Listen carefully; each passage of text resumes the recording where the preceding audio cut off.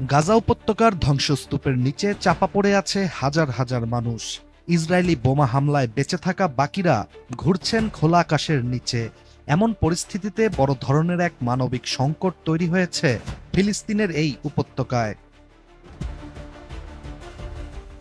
গাজায় বেঁচে থাকা মানুষের জীবনে স্বাভাবিকতার ছোঁয়া ফিরিয়ে আনতে এবার নতুন করে যুদ্ধবিরতির প্রস্তাব আলোচনার টেবিলে রেখেছে কাতার ও মিশর। এই প্রস্তাব যদি বাস্তবে রূপ নেয়, তবে শুধু চলমান এই সংঘাতেই একটি নতুন মোড় আসবে না, নতুন করে বাঁচার আশাও জেগে উঠবে বিধ্বস্ত গাজার মানুষের মাঝে।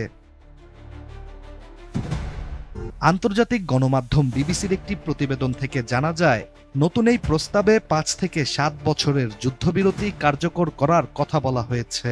এই প্রস্তাবের আওতায় হামাস তার হাতে থাকা সব ইসরায়েলি জিম্মিকে মুক্তি দেবে এবং এর বিনিময়ে ইসরায়েলের কারাগারে বন্দী ফিলিস্তিনিদেরও মুক্তি দেওয়া হবে। এছাড়া নতুন এই যুদ্ধবিরতির প্রস্তাবের সবচেয়ে গুরুত্বপূর্ণ দিকটি হল, গাজা থেকে ইসরায়েলি সেনাবাহিনী সম্পূর্ণরূপে প্রত্যাহার করা হবে, যা যুদ্ধের একটি আনুষ্ঠানিক অবসানের পথ খুলে দিতে পারে। কাতার ও হামাসের নতুন এই প্রস্তাবে হামাস ইতিবাচক নমনীয়তা দেখিয়েছে বলে বিবিসিকে জানিয়েছে ফিলিস্তিনের এক কর্মকর্তা।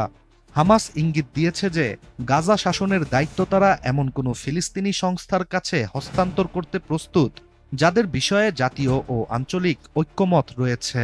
এদিকে বিশ্লেষকদের মতে এই সংস্থা হতে পারে পশ্চিম তীরভিত্তিক ফিলিস্তিনি কর্তৃপক্ষ, পিএ, বা নতুন তৈরি একটি প্রশাসনিক কাঠামো।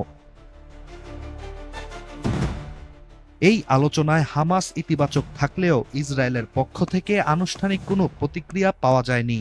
কিন্তু ইসরায়েলি প্রধানমন্ত্রী বেনিয়ামিন নেতানিয়াহু স্পষ্ট করে আগেই জানিয়ে রেখেছেন, গাজার ভবিষ্যৎ শাসনে পিএ বা প্যালেস্টিনিয়ান অথরিটির কোনো ভূমিকা নেতানিয়াহু প্রশাসন মেনে নিবে না।